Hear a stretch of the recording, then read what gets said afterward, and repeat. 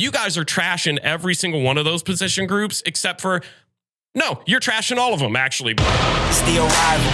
I came in the league, went straight for the title. Intercepted! Rod Moore! And Michigan will win the game! Touchdown! Marvin Harrison Jr. Marvelous! Hail, hail, Michigan, the champions of college football. There's nothing quite like the game. Michigan versus Ohio State. This is The Rivalry, proud to be part of the Varsity Network from Learfield and sponsored by Elevated Integrity Construction.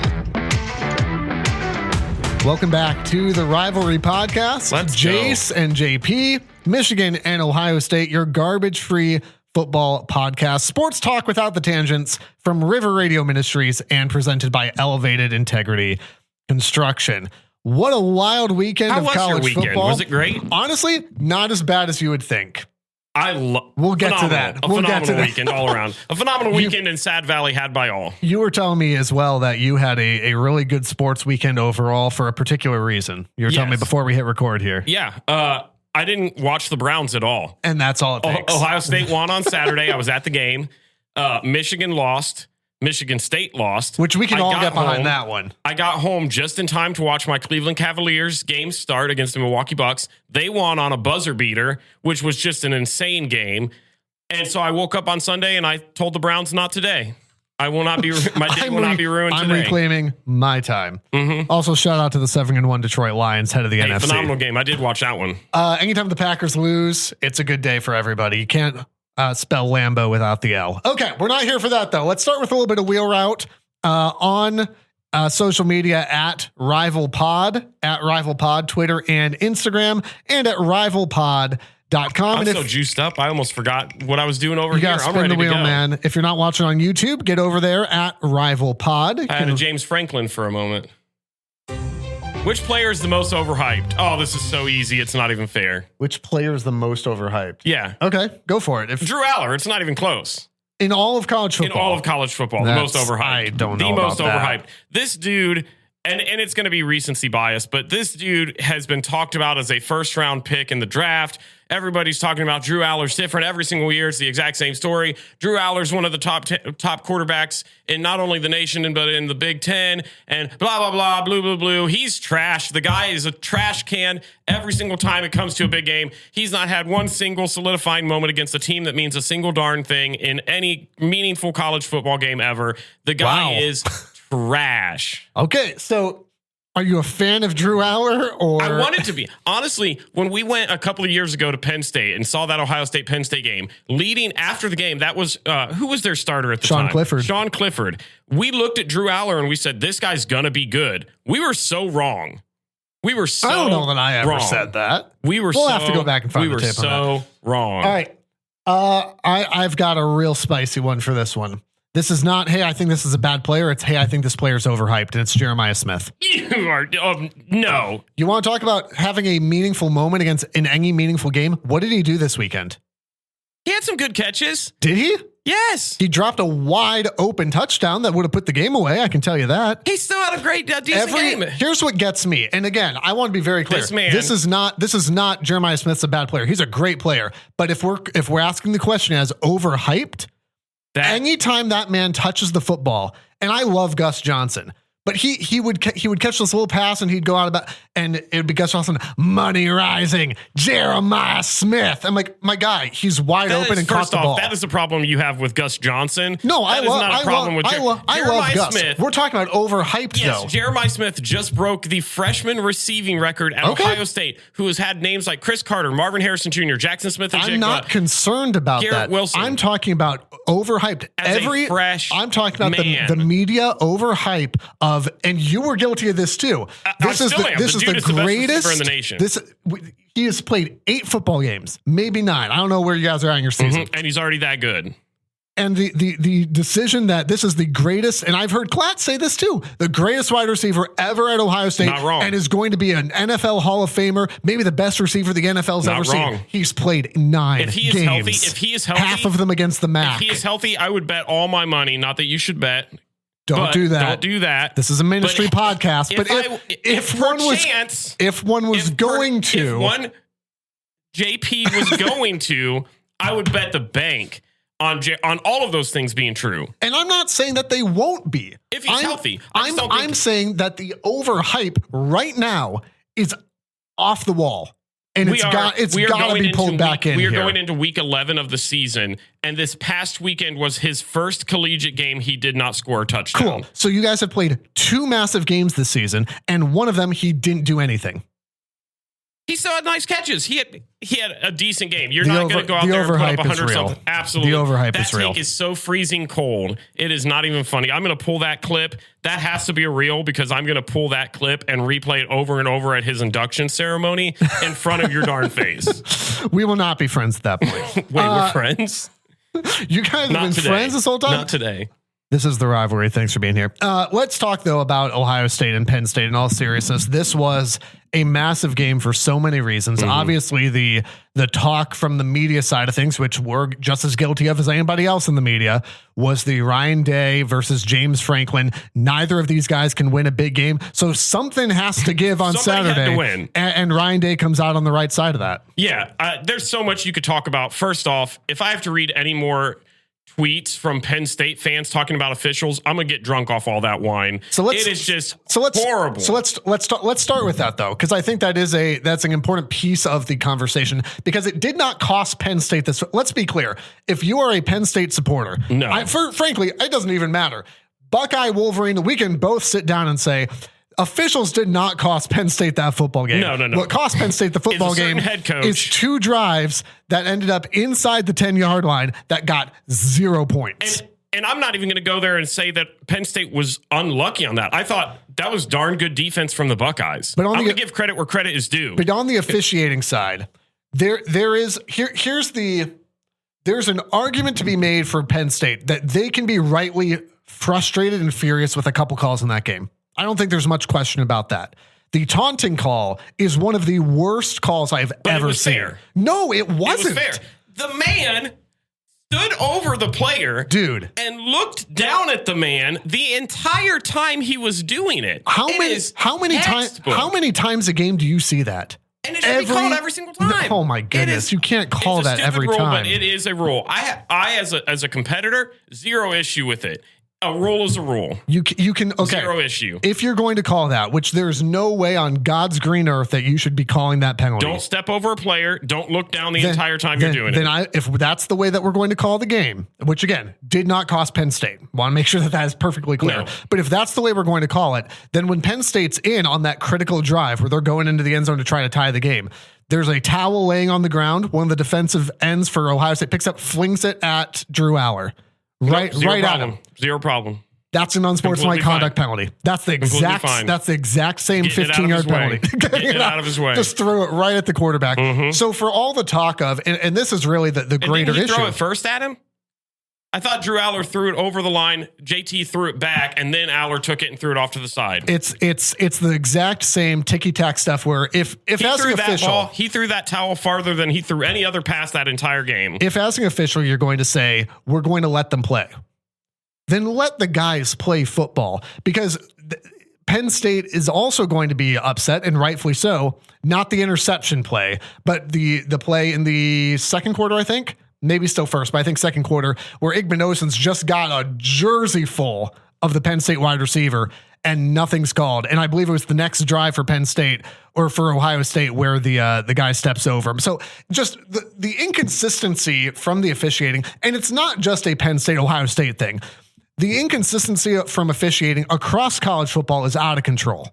It's absolutely out of control. It showed me all the complaining that I heard, just showed me a real loser mentality and why Penn State will always finish third or worse in the Big Ten. Because I saw people from the Penn State side going and showing the replay of the Judkins fumble. I did that with quotations. It was not a fumble. If you want to consider that a fumble, let me show you a Clemson game from a couple years ago. So now we're back. Now we're back to the one. So the Penn State fans are whiny, but let me go back to 4 years ago. I'm saying whatever was called was called. You can disagree with it. I would argue the Clemson, and I'm not going to go far into that. I would argue that Clemson call was an egregious call. That was a fumble back in the day. And by the way, this will shock. I agree with you. And I know you would, because you are a football guy. You watch enough football to know Judkins never had full possession. He did not take clear football steps. Here's my issue with the Judkins one, because I agree with you. I agree with you that it was not a fumble. However, if and this is really, again, this is the wider college football issue when we're talking about inconsistency and, well, that's unsportsmanlike because he stepped over him, but you can chuck the towel in. That's not one. Oh, he can hold there because we're going to let him play, but we're going to call it ticky-tack over here. The Judkins one is another good example of inconsistency because on the field, that's called a fumble. On the field, called a fumble. I'm watching the replay. I'm going, I don't think that's a fumble. I think it's an incompletion. But I think, based on vibes, is not the rule. The rule is indisputable video evidence. And this is not just a Penn State, Ohio State thing. Think back to Virginia Tech, Miami, right? Virginia Tech beats Miami. We don't have to keep having this conversation about Miami continuing to skate by teams, okay? But the officials insert themselves and go, now we're going to overturn it. That's not indisputable. It's not based on, I've just got a good feeling about this one. I was there in person. Even in person, I didn't think it was a fumble. Then I saw the close-up video replays of it, and I thought, there's nobody that watches football on a consistent basis that sees that and goes, yeah, that's a fumble. Even in slow-mo, you can see he never has possession. He's getting the ball and trying to switch to another hand to grasp it. He gets hit. He doesn't make a football move. It is every single by the textbook thing to overturn. But it's not indisputable. I would absolutely disagree. I think the fact that we're having to have this conversation is a great example of it not being. Of course, you're going to think. I'm agreeing with you. I don't think he had control, but it's not based on do I think or not. At the end of the day, was it the right call that they made? Absolutely, and I would rather them make the right call than that's their whole job is to get a bad call they made on the field right, and they did that. Regardless, though, the officiating wasn't the issue. Penn State Here's the issue. James Franklin, what are you doing? There are things. I'm not going to focus a lot on the negative stuff for Ohio State because there are some. I mean, Will Howard played better than Drew Aller. Yep. I don't think there's any question about that. But he had 2 costly turnovers. He had an interception early to put him down 10-0 that every single person in the universe knew he was going to throw to. It was the most. I could have picked that off, and I am slow. I'm not a big, and we've talked about this in the pod. Like, you're not going to get a ton of like X's and O's analysis here. Like, oh, they're in this base defense and they're going to shift here. Like, that's just not our vibe. No. But if I can, I've used the Office quote: "These muffins taste bad." Mm-hmm. Watching real time, I watched him snap the ball. I watched him turn and just stare down Jeremiah Smith. In real time, I went, oh. Yep. And sure enough, these Division I athletes that are better athletes than I could ever hope to be, read that right off the bat. You had that, which was a huge mistake early on. Honestly, looked like things were on the brink of getting out of hand really quick. And a good and to his credit, a great response. And here's the thing that I want to note really quick about that.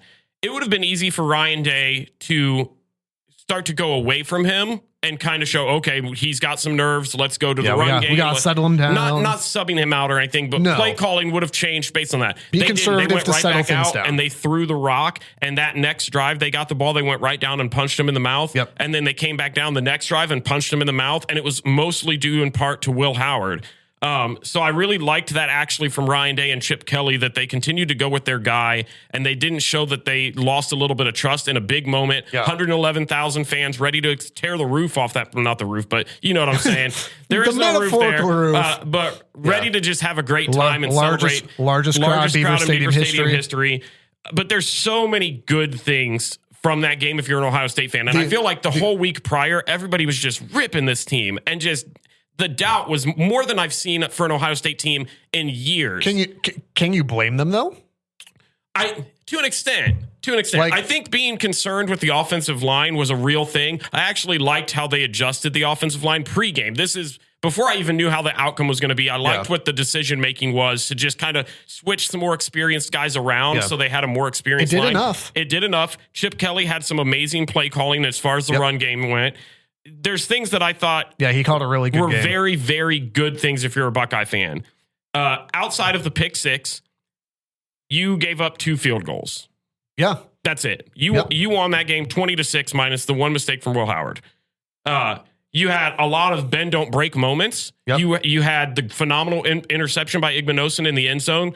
You had the 4th down, which I went to the play calling. It was at OSU's 3rd, 3-yard line. Katron Allen run for no gain. 2nd and goal. Katron Allen run for 1 yard to the OSU 2. 3rd and goal. Katron Allen run for 1 yard to the OSU 1. 4th and goal. Drew Aller pass incomplete to Khalil Dinkins. You had a 4th and goal from the 1. Yep. James Franklin, horrible play call, by the way, but I digress. You had a moment where we'll come back to it. I've got so many things your to back say. was against the rope. Yep. And you would let them drive down the field. and you stopped it. Yeah. Right before the half, you let them drive down the field. Yep. And you stopped it. Well, this Buckeye defense showed up again and that again. stop, by the way, like, let's give a little bit of credit here, like, objectively to Igbinosun. Yeah. Because the play before, a horrific mistake, and rightfully so. He's had a handful this year. He has had a handful of the opponent's jersey just about any time he's targeted. And so Penn State, great idea to go ahead and target him because he has not been that good. He had just made a huge mistake, got a holding penalty, and still let the man catch the ball. Like, do one or the other, guy. Yeah. And then makes just a fantastic play to intercept it, get the ball back. But that's a big play. Here's the thing, and then I'll hear your opinion on this because there's two more things I really want to hit on. Yeah. So there's so much, dude. There's so much. All week long, you hear about Ohio State's offensive line, how they average 2.1 rushing yards a game, and they did the most Michigan-esque thing you could have done. They went in at the end, at the very end. Yeah, you go down after that 4th and goal stop, and Chip Kelly goes, "Stop us," and he goes 11 yards starting from their own 1 yard line. 11 plays, 58 yards, and took the final 5 minutes and 13 seconds off the clock to seal the game. Does it feel does it feel better being on the other side? Sure, it does. If you want to be surrounded by that fan base, and mind you, why I'm so animated isn't just because I'm a Buckeye fan, but because I was in traffic getting into Happy Valley for almost 3 hours to drive literally a mile, and I'm listening to their local sports station. And they must have been outside of the stadium because they kept talking about the crowd and all this stuff. And they sat there, and before the game, and I'm sure this is how a majority of people view Ohio State fans too, right? But you're listening to whatever you're about to say, the answer is yes. You're listening to this broadcast, and they're going, yeah, let's break this down position group by position group. Aller's better than Howard. Our running back duo is better than Judkins and Henderson. Our offensive line is better. Our defensive line is better. Our linebackers are better. Our receivers aren't better, but if you took Jeremiah Smith away, it's pretty even. Our secondary, it's better. They didn't give Ohio State a single position win outside of the receiver group. And let me tell you what, Penn State announcers, you guys are trashing every single one of those position groups except for... No, you're trashing all of them, actually, because every single one of Ohio State's position groups outplayed you on Saturday, and they took you down and handed you your first L of the season. And me having to listen to that for 3 hours driving into the stadium was enraging, and I was hoping that Ohio State people inside of that locker room heard all that noise all week, that Penn State was going to come in there. This was the first time they were going to not let it be 8 wins in a row. This was the year they were going to get over the hump. Guess what? You didn't, and it's Sad Valley all over again. There was the thing that really impressed me. Okay. And then I'll be done. Why don't you just keep going, man? I'm gonna, because Ohio State rushed for 179 yards on 38 carries. They averaged 4.7 yards per carry. Shut up. The offensive line is great. The run game was doing everything they wanted to against Penn State. Let's slow down. Let's slow down. Here's the thing, and then I'm done. Then I'll be done. This is the thing that really made the difference for Ohio State on Saturday. 2 penalties for 15 yards. 0 of which were pre-snap penalties. There were 0 false starts that entire game from an offensive line that needed to come in there and play well in front of 111,000 rowdy fans. That crowd noise was the loudest I've ever heard it in any football stadium I've been in my entire time on this podcast. And they had 0 false starts. Absolutely massive from top down for the Buckeyes. People all weekend long were saying, is this the best win of Ryan Day's career so far? I think I still might put Notre Dame last year over it because I'm not sure if he loses that game plus the Michigan game and the Mizzou. I'm not sure that a 3-loss Ryan Day keeps his job. See, I think it's this one. But I think it's close, and I would be fine. I would be fine dying on the hill that it would be this weekend. Because the Michigan one in 2019, number one, is 5 years ago. Okay, like that. It's been 5 years since Ohio State beat Michigan. So. And also that was very much an inherited team from Urban. So this one here feels like he was coaching for his job. Oh, he was losing this football game at the very least puts your season on life alert. Mm-hmm. If you make the playoff, you are going to Georgia. You're going to Texas. You may still end up in that position. Okay. The season's not over. You've got Purdue this week. You've got Northwestern, but then you've got Indiana, who we're going to talk about here in a little bit, and you've still got to win the game. I don't care what kind of record Michigan has coming into it. You still have to win that game. And so, yeah, I think it's probably the biggest win of his career. What is infuriating for Penn State fans is I saw somebody afterwards, and I don't know who this was. Maybe it's somebody important. It doesn't matter. They had described it as being a Penn State fan is like being in purgatory. Mm-hmm. And it's like, yeah, because there's so much promise that, eventually, this is not a theological discussion, but go with me here. Eventually, there's some promise there. But right now, it's nothing but suffering. So what's funny is the night before the game. And that's what it feels like if for a Penn State fan. It's got to. You can't seem to get past Ohio State or Michigan. This was a wheel route question we didn't get to. But the night before, I was staying with a guy. He's a huge Philadelphia everything fan. So he likes Penn State, likes the Flyers, likes the Eagles and all that. So we're just kind of talking about the game and everything like that. And he said, Penn State's the best job in college football. And every fan base wants to think that, but his points are valid. I think it's actually true. It was going to be my answer because he said you have one of the biggest stadiums in the nation. You have a dedicated fan base. Yeah. It's a great football town. You get NIL, you get recruits, you get a competitive You're team. in one of the super conferences. But you're in the Big Ten. You get the TV deals. You have zero pressure to ever win anything. He said James Franklin goes out there and wins 10 games. And there's zero pressure. I mean, there's pressure to win the game against Ohio State or Michigan. But if you lose, James Franklin's been there for years. I mean, years and years. I think the seat's getting hot, though. I think it's getting toasty now. That's the only place that I... If I don't an Ohio disagree. State or a Michigan coach had this kind of a career for record, sure. They would have been gone 4 or 5 years ago. That's why Harbaugh was on the hot seat until 21. That's why Ryan Day. That's why Ryan Day's sitting there after 3 years. Only 3 seasons. And so I thought it was just an interesting point of view because even his mindset before the game was people at Penn State hope that Penn State will win, but they're not going to be surprised when they don't. If you're Penn State, you have every right to be frustrated with James Franklin because at some point and this is for our producer, Eric, who hates this movie. It's the Ice Age thing again, right? They do this every year. Yeah. Over and over and over again. At some point you have to go, I mean, in what was it? 17, they were 1 point away. 18, they were 1 point away. They're close all the time. Like they were a score. It ended up being a score away last year, but it was like 13-9 or something for a huge chunk of the game in Columbus last year, something like that. Weirdly, the same final scores last year. This off by one. Was it 20-12? Because they tried to go it for was 2013 last year. But the same type of thing where they were very much in this game. You had the ball at the end of the first half, and obviously Igbenogson picks it off. It's like that's got to get in the end zone. There's no excuse for it. The goal line sequence where they go for it on fourth down and don't get in. I mean, you nailed it when you were reading through the plays. You got a yard. You went for no gains, but then you got a yard. You got a yard.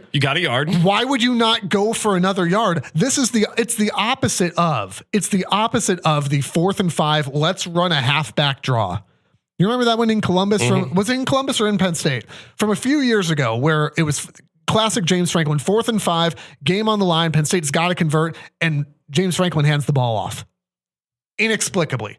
It's the reverse of that. Run the ball up the middle. Pete Carroll's in shambles watching that, honestly, right? Trust your off. Yeah, did we learn nothing from the Seahawks? It's like the blind side. Hey, James, run the dang ball. It's just... Enough with the trick plays. At some point, the coaching has to go, yeah, I don't know, man. It's been 8 years. Maybe it's me. You would think, and I think this was the first weekend that I remember seeing the Penn State fan base actually kind of get animated because he was getting heckled while he was walking off the field. And I'm not a fan of that, but I get the frustration because this happens over and over again. And again, listen, like I get that you're maybe not wanting. You're just like, oh, they know we're going to run the ball.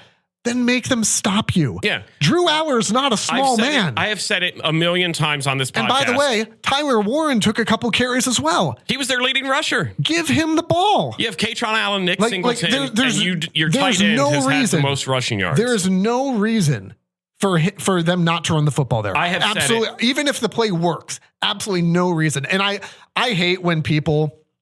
And we'll move on from Ohio State here. I hate when fans go, well, I'm more upset about the opposing teams, winning than my own team lose. But for Michigan fans, by the way, knowing you were probably going to get boat raced by Oregon, which didn't quite happen. We'll get to that. But knowing you were going to get beat by Oregon, I was far more frustrated about the Penn State goal line sequence than I was anything that happened in the Michigan game. I've said it a million times before. That's how deep the hate runs. If you are a Division I program or a professional team in any manner, if you can't trust your offensive line to get a yard, you don't deserve to win the game anyway. I said it a million times ago against Ohio State. I will stand by that. You are a Penn State level. Ohio State, a Michigan. You got to get a yard. And you have guys in the backfield named Nick Singleton and Katron Allen. You've got four different guys. With a big-bodied guy like Drew Aller. You've got four different guys that could have got the ball and none of them did. Ridiculous. Honestly, if you're not that confident in your running back, I'd put an O-line or a D lineman out there and make him try to take down the big boy. Well, it's Tyler Warren. You've got your tight end. Literally anything. Frames Janklin, my hero. Love a good appearance from him. Once again, it's the, I've realized we're making this reference the week of an election, but it's the Donald Trump, turn off the lights, turn off the lights. It's the Jared Allen, the lights were too big. They just really were. Ohio State. Hey, you get to play JV squad this week. Yeah, we get to play Purdue. They've lost 7 in a row. Their lone win coming against Indiana State to open the year. This is a game where I'm actually really excited to just get a breather and just kind of chill. Because it was Oregon, then a bye week, then you had Nebraska, which was closer than you'd like. Yeah. Now you're having Penn State. Nebraska should have been a breather and it wasn't. I can guarantee you this one is not going to end up like that. Purdue is a terrible football team. They don't do anything well. Rushing, they're fine. They tried to beat Illinois that one time, and that was like the little it's still alive. It's not great. Their offense kind of reminds me of Iowa without a Caleb Johnson. And so you can imagine just how bad that's going to be. What's your final? I don't feel like we need to take long. Mine's 49-3. Give me 56-10. You think they get a touchdown? I think they find a way to score somewhere. I'm actually very interested. I know what are you interested in for Purdue? I'm going to be really honest with you. Nothing in this game is interesting. I'm excited. Nobody outside of us and the Ohio and the respective fan bases and also me are the only people watching this game. I'm actually very interested to see how the running game goes again. I want to see how this offensive going to run all over. Yeah, I mean, I think it's going to go well, but I'm excited to see this offensive line again. I think it's going to be an absolute domination from start to finish. You get 2 weeks. I'll stand by this. The offensive line is kind of strung together with like sticky tack and paper clips and stuff right now. They did play well. They played in a tough environment. Will that hold up at the end of the year? We'll find out. But that's a tough place to go into. And so credit the Ohio State offensive line. Like objectively as a football fan, that's a credit to that offensive line. 0 false starts is incredible. And to hold up. To hold up to give you guys almost 180 yards on the ground. And you've got a couple 7 yards. And let's be honest, you've got a couple weeks to gel where there's going to be no pressure on Will Howard. That's what I'm excited for. Yeah. For this week and then at Northwestern, you got a couple weeks to get it together. Clean jerseys for Will Howard and company. Hey, maybe you feel a little bit like James Franklin and Penn State.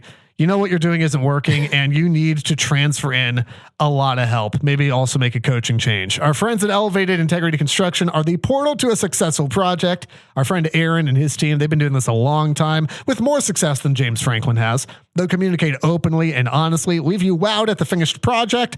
Also, unlike James Franklin, home, church, or business build, go with the folks with integrity in their name, elevatedintegrity.com. And of course, the Rivalry is also proud to be part of the Varsity Network this season. The Varsity Network, powered by Learfield, is a must-have for every college football fan. Free to download in the App Store and Google Play Store. Enjoy live college football games and podcasts just like this one. Search for your school or search for the Rivalry Podcast to find tailored content in the Varsity Network app. By the way, don't forget you can support the Rivalry with exclusive merch. We've got some gorgeous t-shirts for whichever side of the fan base you support. Rivalpod.com. Just click on support. And if t-shirt's not really your thing, but you still want to throw a little bit towards the podcast and say, hey, we love what you guys do, want to support you. We've got postseason stuff in all likelihood coming up for Ohio State. And so with a small budget, your support makes a big difference. You can go to the Buy Me a Coffee link. It's also at rivalpod.com. Just click on support and be sure to follow across social media at rivalpod.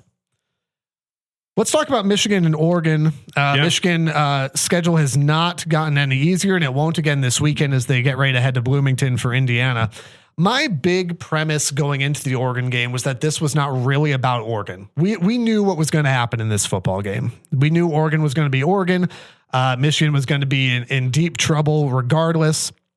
This was really, for me, more of a litmus test for, at the end of November, can you compete? Will you even be in the game at the end of November? because this here, Oregon and Ohio State, I know Ohio State got ranked 3rd this week. Ohio State's number 2 right behind Oregon. Let's be real about that. I'll be very interested when the college football playoff rankings come out on Tuesday night. I would not be shocked to see Ohio State slide above Georgia, go to number 2. But regardless, this was about Michigan playing one of the nation's elite teams.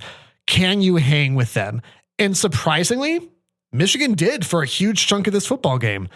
Michigan also incredibly shorthanded, and this may feel like beating a dead horse, but this is incredibly important. Without Will Johnson again, the All-American corner. How many in a row is that for him? Just 2? 2, but he's been on and off. He's been out banged for the USC hat for He's half been of banged that. up all year. He dealt with some injuries last year. I keep seeing folks saying, "Oh, he's packing it in. He's packing it in." No, he's not.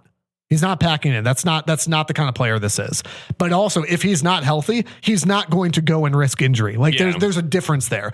Yes, there's probably an element where he's trying to protect himself long term. Absolutely. But I don't think this is I could go, but the season's over, so I'm not gonna. I just don't see that. The other thing that Michigan ended up dealing with is not only is Will Johnson out, but Jair Hill is out as well. So Michigan gets to play the electric, probably one of the nation's top offenses without cornerback 1 and cornerback 2. You're going to have a bad time. Looking great. Yeah. But admirably, I mean, Michigan is in this game in the 4th quarter, which is more than I think most people would have given them credit for at that point. My big takeaway again was, can you compete? Can you give yourself a shot in November? And the answer is yeah. Michigan didn't play a fantastic game, but they played enough to show some competition. No Will Johnson, Jair Hill made it incredibly difficult. The Davis Warren, sorry, getting ahead of myself there. The Davis Warren Colston Loveland connection was on fire. Colston had a great game. Somebody on the Michigan beat had remarked, can an inept offense still get a tight end to win the Mackey? They're going to try, because Colston Loveland is still the best tight end in the country. I saw people talking about Warren from Penn State, Warren, who's also very good.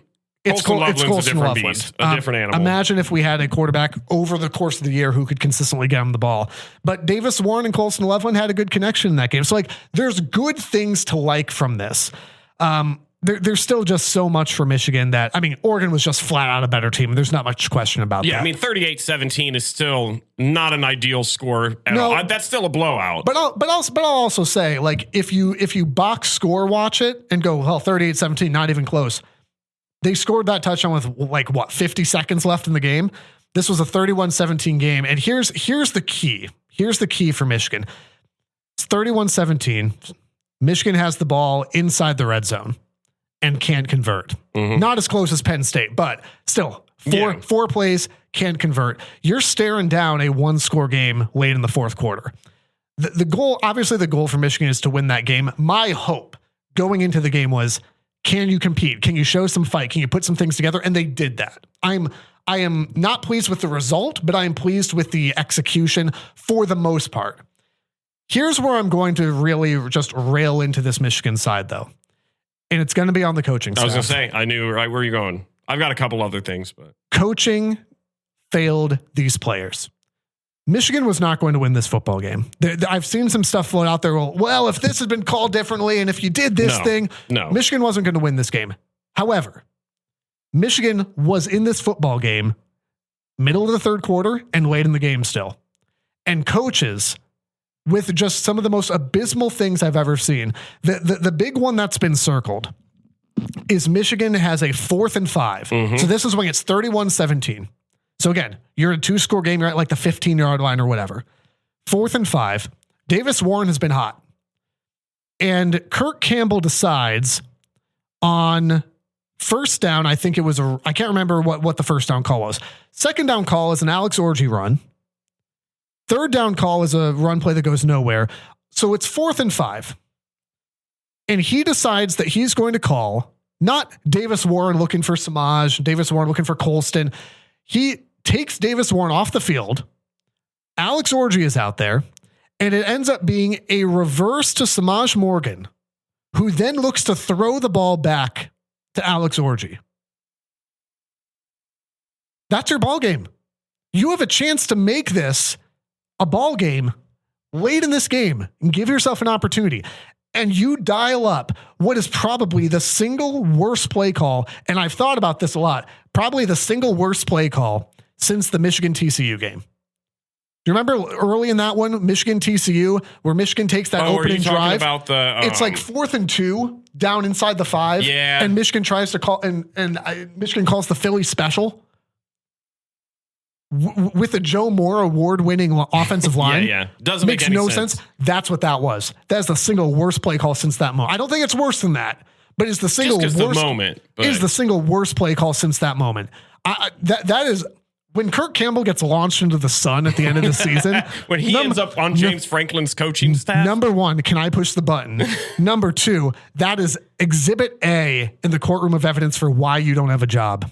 There's a number of other things too. The usage of Alex Orji in the Michigan State game felt like it was tactical, felt like it was thought through. This felt like, let's just chuck stuff at the wall and see what happens. It was nonsensical stuff.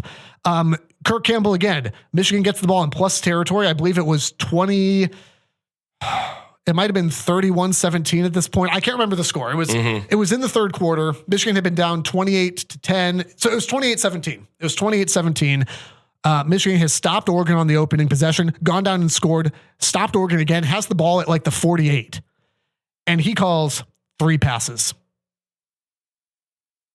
Kalel Mullings, I don't think, was even on the field for that drive. Like, I don't know if he forgot his birthday. Did he not compliment a haircut? But here's what I'll say. What is going on? Here's what I'll say about Kalel Mullings, though, because Kalel Mullings has been absent the past 2 games. Because he had 8 carries. I'm looking at this, but he had in the past 2 games, so Michigan State and the Oregon game, he has had a combined 21 carries for 34 yards for an average of 1.6 yards a carry. So he had 12 carries in the Michigan State game and 8 on Saturday against Oregon. Yeah. That's abysmal.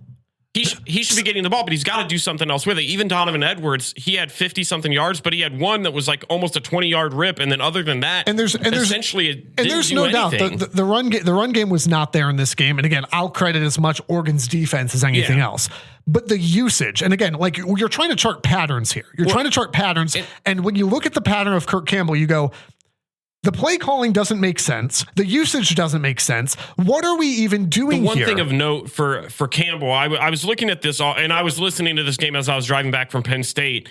And the offense to me just feels very Jekyll and Hyde. Yes. When it's clicking. But I wanted to make note, so I wrote down on non-scoring drives for Michigan, because you guys had 17. Yeah. 7 of those came after a fumbled punt from Oregon. Yeah, special teams gave him a short field. You started at the 28. So outside of having that field position, which you guys still drove it in, which was great, but outside of that, you put up 10 points as an offense. On non-scoring drives for Michigan, your offense to open the game had 3 plays, 3 yards. You had another drive, 3 plays, -2 yards. 5 plays, 14 yards. 3 plays, 5 yards. 3 plays, 2 yards. This wasn't excluding, obviously, before halftime or in the game where it's 3. You're not even moving the ball. When you're not scoring the ball, you're doing nothing with it. And so it's like by definition, either you're scoring or you're doing nothing. You're not helping your team at all. You're not helping your defense because you're not moving the ball 20 to 30 yards down the field to make them get in deep territory. You're doing nothing with it at all. And so you look at this and you're going, okay, when you're not scoring, which you only had 1 touchdown if you take away the short field. Oh, but you can't take away the short field, though. But I'm saying that's not how that works. I'm saying I get what you're saying. You're saying the consistency from the offense is not there. When the offense, absolutely when you guys are scoring, the drives look great. I thought the play calling on the 1 touchdown drive you guys did have of length, even the one where you went towards the end of the game where it was a turnover on downs. Yeah, I still thought up until the last, it was a good drive. It was a good drive. It was solid play calling. Colson Loveland was getting active. I liked it. But if you guys are this is what, if I'm a Michigan fan, I am just frustrated beyond all belief is at the beginning of the season, you're watching Donovan Edwards struggle, but you're watching Kalel Mullings just take the team on his back. Yeah. And you're struggling at quarterback, and you're going, if we can just figure that out to be serviceable, this offense can win us some more ball games that maybe we thought we were going to lose. Sure. Yeah. And then you're at a part now where you go, okay, well now Davis Warren, clearly the guy moving forward. Yeah. He's not an elite, whatever, but he has played well enough. He's taken care of the ball. And that's the thing. He's not turned the ball over. He's gotten the ball to the playmakers, Colston Loveland. And he's done what he has needed to do. And now Donovan Edwards and Kalel Mullings are failing him. And that's not all based on the players, because you still got to make the most when you get the opportunity.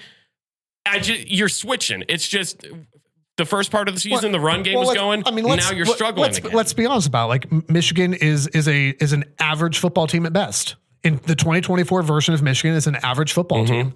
And so there's not really a way around that. But what I want to see is I want to see a game plan that makes sense from Kirk. And like ultimately this falls on the shoulders of Sharon Moore, but Kirk's the one calling the plays. The coaching staff to me this weekend has proven that they're not at that level. Sure. And I thought this was fair. Like somebody had, like there's frustrations with Sharon. Absolutely there are. I'm going to give you another one here in a moment. But someone on the beat had pointed out he got placed / ended up needing to hire because again, Michigan lost not just all these playmakers on offense and defense, whole coaching staff, the whole staff, at least, the big boys, right? Head coach, offensive coordinator, defense. This is an impossible position in one sense, but also that's where I go. He got stuck with coordinators that are just out of their depth. Wink doesn't know what he's doing. Kirk doesn't know what he's doing because I said this after the Michigan State game. You saw some drives from Kirk where you went, that was a brilliant drive. And then you get stuff like the Oregon game where it's 28-17. It's mid third quarter. You're making a push here. By the way, if the touchdown, air quotes, that gets overturned, and again, like Michigan doesn't win the game, but then you're staring down a 24-17 game mid third quarter with the ball. You're staring down that fourth down play. Michigan probably kicks it there. You're now staring down 27-20 way in the fourth quarter. Well, so what was that when the Evan Stewart touchdown was grabbed and ruled a touchdown? He just dropped it. But he dropped it. I'm agreeing with you. Yeah. But like what down was it? Because you're not taking, you can't just, was it third? Yeah. Okay. I couldn't remember. Yeah. So I'm doing a little math there. It's like, okay, assume they make the field. Yeah. Again, it doesn't cost them the game in the long run, but that game, huge play. But that game feels very different, and and it changes some of the things. So you don't run Samaj Morgan to Alex Orji pass. Well, there were a couple other moments too, things like that, where it was the Colston Loveland catch, where everybody in the universe knew that it wasn't going to be rolled, and they did a challenge. And that's was going to be my beef with Sharon. There is you've got to have guys that tell you that's not.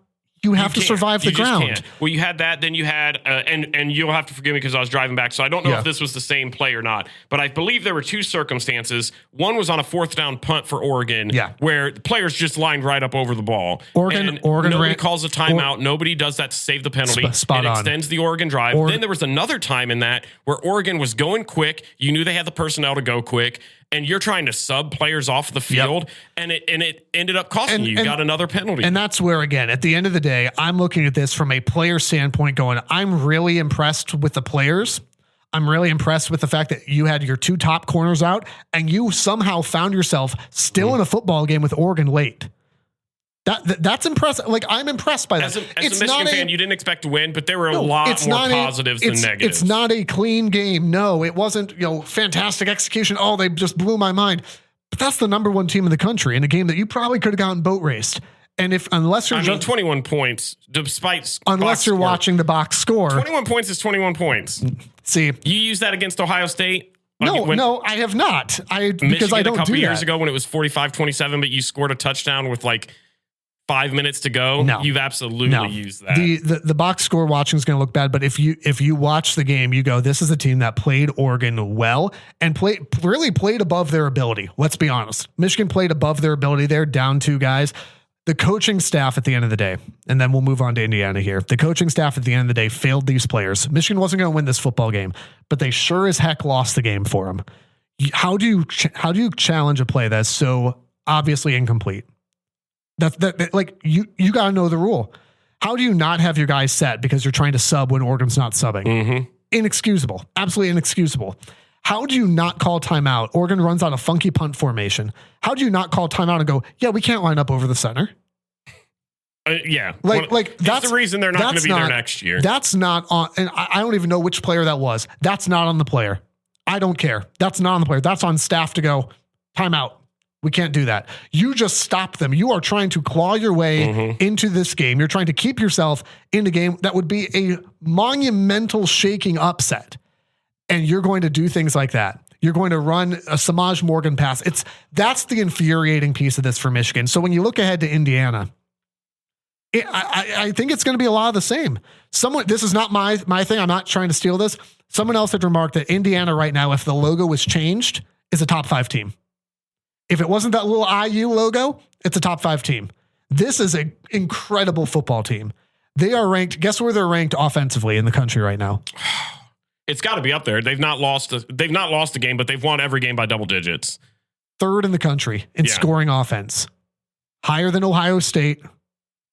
Higher than Oregon. They are averaging just shy of 43 points a game. I have many thoughts on this. And you can go into strength of schedule. You can go into 100%. All that stuff. But also, 43 points is 43 points. In front of you. I think both can be true. I think it's fair to question the legitimacy. They routed Michigan State on Saturday. Mm-hmm. They went down 10-0 and then scored 47 points. That's terrifying. That's because, again, that's above and beyond anything anything that Michigan, but anything that Oregon did to them, anything Ohio State did. That's 47-10. Curtis Rourke is currently 6th in the Heisman voting right now. Yes, that Curtis Rourke is currently Ohio transfer. Is currently at 6. He has 19 touchdowns. I don't think they've scored less than like 35 all season. It's been close. It's only been a couple times. There every single time. They scored, I think, 31 against Washington, but Rourke didn't play. It was 31-17. But he didn't play. Yep. You're right. Still 19 touchdowns, 3 picks, 2,200 yards of passing. I think it's going to be a lot of what you saw against Oregon. I'm not sure that Indiana is at the same level as Oregon. Oregon's just playing lights out right now, but so is Indiana. And I think Michigan's going to have the same struggle to keep themselves, if they want to stay in the game the way that they did against Oregon for a majority of that, they're going to have to be more sound. They are going to have to start quicker than they did against Oregon. They did okay. They wasn't bad against Oregon for starters, but the game got away from them late in the half. It was like 14-7, and then Oregon tacked on 2 touchdowns near the end of the half. Can't happen. If you're going to play in this game, it can't happen.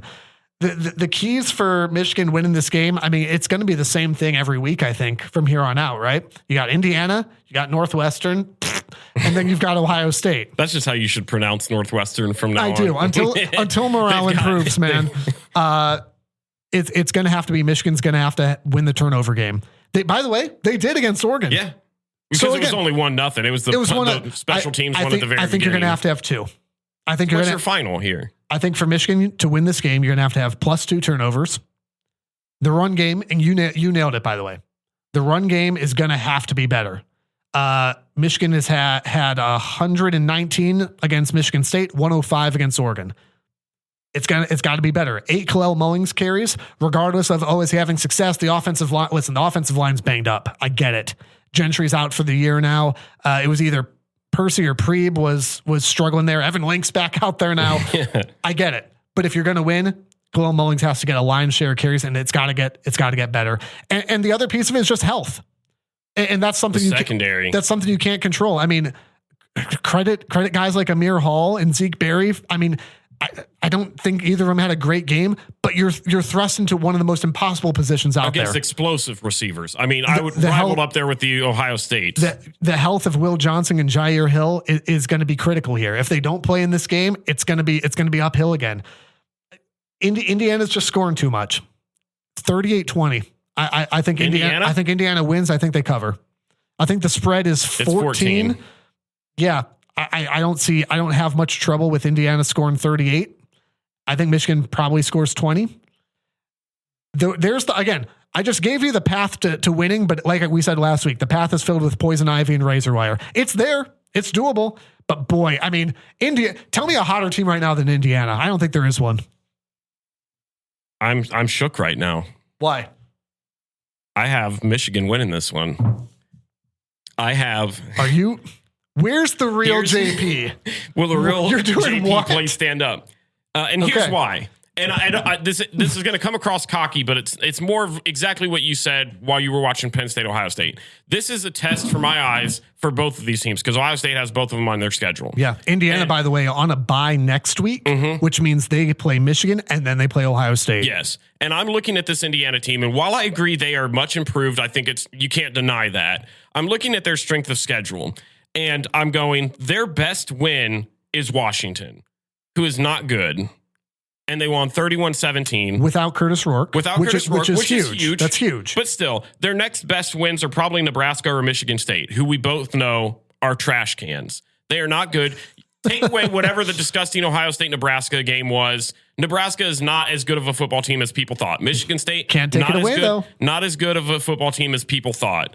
I just haven't seen the true test. And when I look at this Indiana team, I'm not doubting them. I think they are a good football team. Do I think that they are 9-0, 10-0? Do I think they're a threat to beat Ohio State? This is where I'm going to find out. Because to me, Michigan is by far leaps and bounds the most physical team that they will have played. Agree. It's the best defense they've played by far. I think I'd agree. Yeah. And I think defensive line, certainly. I think as disgusting as the offense has been at times, I think you guys give matchups that they're not used to seeing yet. I think they are starting to gel. I think they're starting to gel. I think Davis Warren being able to protect the ball has been huge. I think he's going to continue that path. I think Khalil Mullings and Donovan Edwards are the best running back duo that they've encountered yet. They're both physical runners. I think Colston Loveland's going to be a tough matchup for them. And I think, honestly, Indiana might be sleeping on Michigan a little bit. I think they're seeing Michigan. I don't think there's a chance in the world. I know you're traumatized because of years past. Well, but Kurt Signetti is... And he's first of all, the most unlikable coach in the Big Ten right now. I love him. Besides Ryan Day. Him in the press conference, and this is where we differ on coaches, because I love Deion Sanders. I love the cockiness, because Kurt Signetti getting up there. Something about me, I win. Google me. Yes, him getting up there and saying, well, how do you convince recruits and transfer players? And he goes, it's easy. I win. Google me. Lifetime contract, Indiana. Who's your coach for the rest of your life? It's Kurt Signetti. Well, and this is the best. This is the best season that Indiana's been playing football since 1899. I looked it up. Yeah, they have only had 9 wins once since 1899. Insane. 1 9-win season. They have never won 10. Yes, and so and by the way, whether it's Michigan, Ohio State, or Purdue at the end of the year, they're going to win 10 games. And so I'm looking at this team and I'm putting all those factors together, and it feels more like a trap game for Indiana than it does for Michigan. I don't think Indiana's getting trapped at all by this dude. I could be wrong. This is just my I gut. hope you're right. I hope this is prophetic speech. I'm looking at these factors and I'm going, I think this is a get right game for Khalil Mullings. I think Davis Warren, the way he has been trending, he's played better each of the last 2 weeks. I agree. I thought he played very well against Oregon, and I think Oregon's defense is a heck of a lot better than the Indiana defense. Agree with that too. And so I have zero problem taking him as having another great game. I think Colston Loveland has also been trending up from the Michigan State to the Oregon. Amazing what happens when a quarterback can get you the football. So I look at this, not that I think Michigan's offense is all of a sudden an explosive dynamite, but I'm looking at it and I'm going, they're starting to get their groove. All they've got to do is get this run game going. Yep. They're a more physical team than Indiana has faced. They are defensively the most physical team that Indiana has placed. And I haven't seen, if Indiana goes out there and handles business like what you're saying, then I'll start to get worried a little bit more about, I still think it'll be a close game in Columbus. I don't want this to come off as like, they're nothing, we're going to just dismantle them. That is not the mindset at all. I think this is a still team that could threaten Ohio State. I am looking at this through Buckeye lens going, which is your job. We play both of these teams. I need to see something from Indiana before I fully am convinced that this team is real. I think whether Indiana wins this game or not, I think Indiana coming into Columbus is going to be an incredible game. Because here's the deal. Like, let me just throw this out there. Let's say Indiana does lose to Michigan. Indiana still has everything to play for in Columbus. Because one loss doesn't keep them out. A win over Ohio State would keep Indiana in front of Ohio State for the Big Ten. Mm-hmm. So right now, based on just the numbers, Penn State's out. It's Oregon. It's Indiana right now. Who had that on their bingo card to start the year? Absolutely nobody. I've got a final score: Michigan 27, Indiana 24. Done. Deal. Taken. I have more faith in your team than you do. Because I've watched my team. Oh, thank God for 2023, man. Spoiler alert, that is also my stupid genius. Michigan over Indiana? For good reason. Because that's what we said, 14? 14-point spread. Okay. I also went with a big gap because we suck at this. We were not. I don't even remember who I said You took Pitt over SMU. I don't even know what the final was. It wasn't good. Let me just say it wasn't good. I took Arizona over UCF. That was not also good. Horrible. So I don't love the fact that you took Michigan. Actually, come to think of it, I'd like to reverse. I did that so that if they won, I would look very smart, but if they lost, I would be very happy. I'm very smart. It was one of those James Franklin calls. Because I did not, number one, because we've been so bad at this, and because there's just really not any spreads that are 5.5 or greater that I liked this week at all. I'm going to roll the dice and go with some action. Give me Tuesday some action. Night. Let's go. By the way, Stupid Genius, 5.5 point spread is the rule. You pick it right, you get whatever the spread was. And I think I'm up by 0.5 on you. You are up by 0.5. Because we've both picked get Michigan We've both picked exactly one game correctly all season. Give me Ball State at 12.5 over Miami, Ohio. Okay. Action on Tuesday night. I'm going to find out my Stupid Genius tomorrow. Yeah, amazing. The only thing that anyone will be tuned into on Tuesday night, besides the college football playoff rankings, obviously, we'll all be anxiously waiting for the college football playoff rankings to see the winner of the Ball State, Miami, come out, Ohio, to find out what happens there. Hey, on social media at Rival Pod, be sure to subscribe wherever you're listening right now. If you'd like to support the podcast, we'd sure appreciate it. Rivalpod.com. Just click on the support tab. A couple different ways to get involved right there. Another great weekend of football. Thanks for being with us. OH. The Rivalry is a production of River Radio Ministries. Want live updates from the show? Follow us on Twitter and Instagram at RivalPod. To learn how to support the show, shop our merch, and read our blogs, visit rivalpod.com. Make sure to follow us wherever you're listening now. And if you like what you're hearing, tell a friend so they can listen too.